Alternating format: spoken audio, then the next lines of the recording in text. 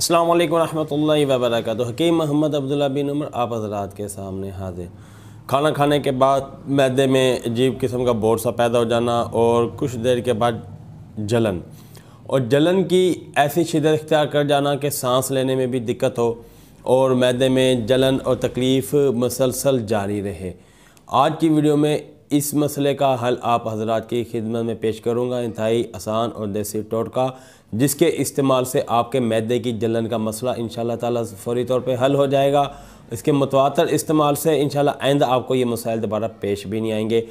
खाना खाने के बाद पेट का फूल जाना, मैदे में बोझ का महसूस होना, खाने का देर से हज़म होना, खाना खाने के बाद खट्टी खट्टी डिकारों का आना और इससे रिलेटेड जुमला मसाइल जो मैदे के हवाले से आजकल चल रहे हैं, उन तमाम मसाइल के हल के लिए नुस्खा आप लोगों की खिदमत में पेश करूँगा। आप नुस्खे को बाकायदगी से इसे इस्तेमाल करें, इंशाअल्लाह ताला आपको कभी मैदे के अमराज के लिए किसी डॉक्टर हकीम के पास जाने की ज़रूरत नहीं रहेगी। इवन के हमने मैदे के अल्सर के मरीज़ों को भी यही नुस्खा इस्तेमाल कराया। अल्हम्दुलिल्लाह अल्लाह रब्बुल इज़्ज़त ने अपने ख़जानों से उसने शिफा दी। आज वो हमें दुआओं में याद रख रहे हैं और हमें हमारा नाम इज़्ज़त के साथ वो लेने में फ़ख्र महसूस करते हैं। तो नुस्खा पेशे की खिदमत है। उससे पहले गुजारिश करूँगा कि हमारे चैनल को फ़ौरी सब्सक्राइब कर दें और बेल आइकन को भी क्लिक कर दें, इसलिए कि मेरी तमाम वीडियोज़ आपको मिलती रहें और आपका हमारा ये मोहब्बतों भरा सिलसिला चलता रहे। नुस्खा पेशे खिदमत करूँगा। आप हज़रात ने 2 तोले लेना है सत पुदीना, जिसे आम ज़ुबान में हम मेंथोल भी बोलते हैं, और 2 तोले ही लेना है आपने काफूर। इनको एक शीशी में डालकर इकट्ठा बोतल लेनी है, इसमें डालकर आपने रख लेना है। अब इसके अलावा आपने लेना है 1 पाव आपने लेना है अजवाइन देसी। उसके ऊपर आपने 3 लीमू निचोड़ने हैं और उन्हें खुश करने के लिए रख देना है छाँव में, ऊपर जाली वाला नेट वाला दुपट्टा देकर। दूसरे दिन फिर आपने यही अमल दोहराना है।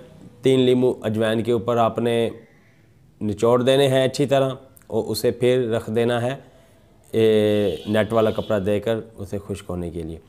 तीसरे दिन फिर आपने 3 लीमू 1 पाव देसी अजवाइन जिसके ऊपर आपने 2 बार पहले लीमू निचोड़ चुके हैं, फिर आपने उसके ऊपर लीमू को निचोड़ना है और उसके बाद आपने इसे 1 हफ़्ता पड़ा रहने देना है। ठीक है, 1 हफ़्ते के बाद आपने जो वो सत पुदीना और काफूर 1 बोतल में बंद किया था वो आपने इसके ऊपर उंडेल देना है, उसे अच्छी तरह मिक्स कर लेना है।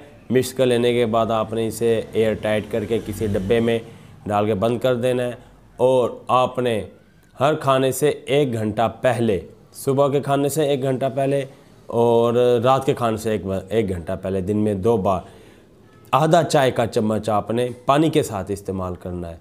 इंशाअल्लाह ताला आपको मैदे के तमाम मसाइल इससे हल हो जाएंगे। सबसे बड़ा जो तेज़ाबियत का मसला है, तबखीर मैदा का मसला है और इसके अलावा जलन का मसला है और मैदे के फूल जाने का मसला है, इन तमाम मसाइल के हल के लिए ये नुस्खा इंशाअल्लाह ताला आप हज़रात के लिए काफ़ी रहेगा। और आप इसे बशर्त ये है कि मुतवातर इस्तेमाल करें, इसके इस्तेमाल में नागा ना हो। इंशाअल्लाह ताला आप हमें ज़रूर दुआओं में याद रखेंगे। वीडियो के आखिर में पैगाम, खालिस और कुदरती छोटी और बड़ी मक्खी का शहद हासिल करने के लिए आप हमारे दवाखाने की खिदमत ले सकते हैं। पूरे पाकिस्तान में कैश ऑन डिलीवरी की सहूलत के साथ शहद आपके घर पहुंचा दिया जाएगा।